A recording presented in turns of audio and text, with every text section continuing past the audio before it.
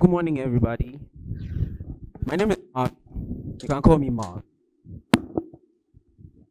Blackwood Optometry, Intema. And today I'm here to talk about the eye.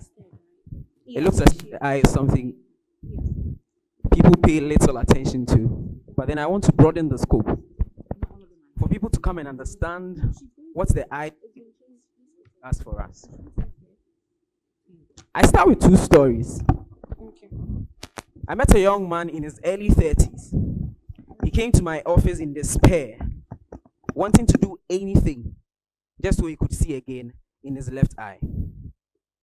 Truth is, I was going to repair. There was nothing that could be done about it. 2 months later, I met another young man in his early 40s. This time he was blind in both eyes. Both eyes were gone. He was so desperate to see again. Why?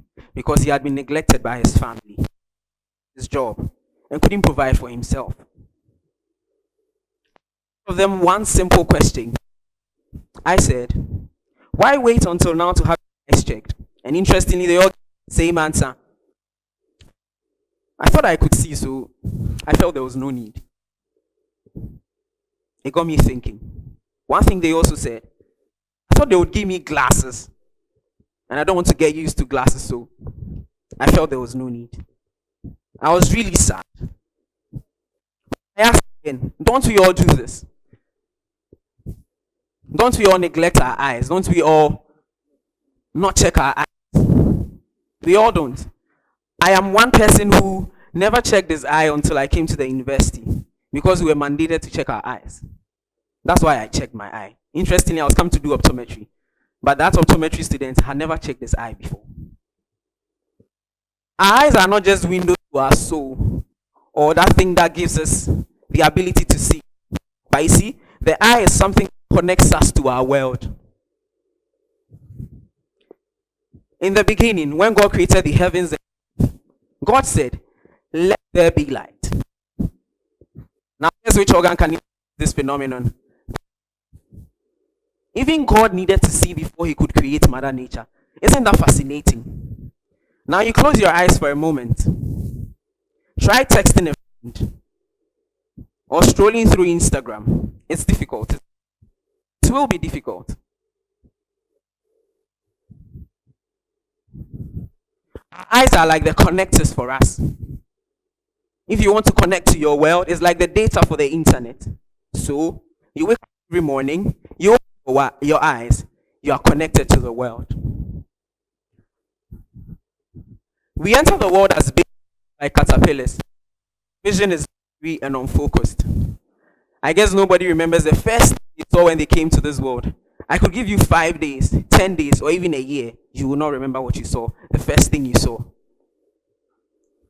Our eyes just like the caterpillar, and it's a different kind of transformation throughout life. Like a journey, and so is the eye. When we enter the world, our eye learns how to see. As babies, we learn the ability to focus, perceive depth, and witness the world in a spectrum of colors. Yet, millions around the world undergo a different transformation, one where their vision dims, hindering their future and potential. Someone may ask, how do we see? Anytime people think about the eye, they only picture up an image of a white background, brown, blue, black, or gray circle in the middle. You are actually not far. But even beyond these lights, an even greater mystery. I show you this. This is what we call the retina. I guess very few of us have actually seen what the retina is or what it can do. But this is the intricate motherboard of the retina. What does it do? Light gives us vision actually. So when there is this, you cannot see. Now light enters our eyes through a lens and is focused on this retina. What this retina does, it captures those lights, converts them into electrical signals, and sends them to the back of the eye, as you can see. Now, interpretation is done and brought back. It is so fast that you think it's very simple and not so intricate. But the truth of the matter is, it is a whole dance. This is how beauty actually lies in the beholder, in the eyes of the beholder. One thing is, when you see that beautiful lady, you see that beautiful gentleman, what happens is your pupils, they dilate. They become bigger than usual. Why? Because and those love hormones are released and our eyes will show what they can do.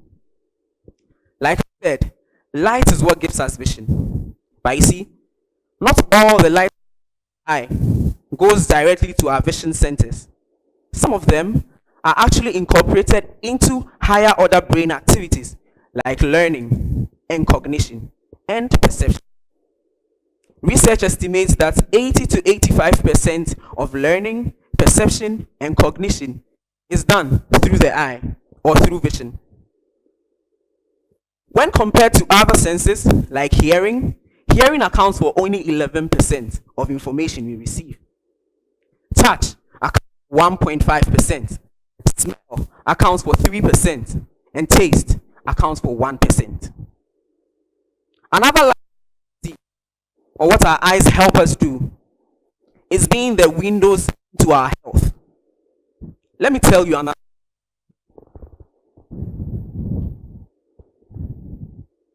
The story of Amma Forsen, who had gone for a funeral. On her way coming back to her home, she experienced blurred vision.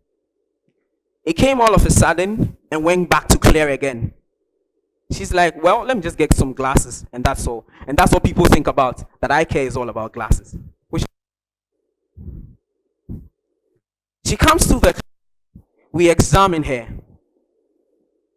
and we get to see that Amma Forsen actually has high blood pressure that she had no idea about. She was immediately rushed to the GP, and her life was saved from an impending stroke. 3 days, 4 days, she could have died or had an impending stroke. I could tell you the story of a friend who had a brain tumor that was seen through the eye. So you see, our eyes are not just connectors to the world. It's connectors to help us just to see. They help us in learning. They help us in cognition. They help us in memory. Another one, they save our lives. Just as the butterfly or caterpillar is supposed to come out of the cocoon to form the butterfly,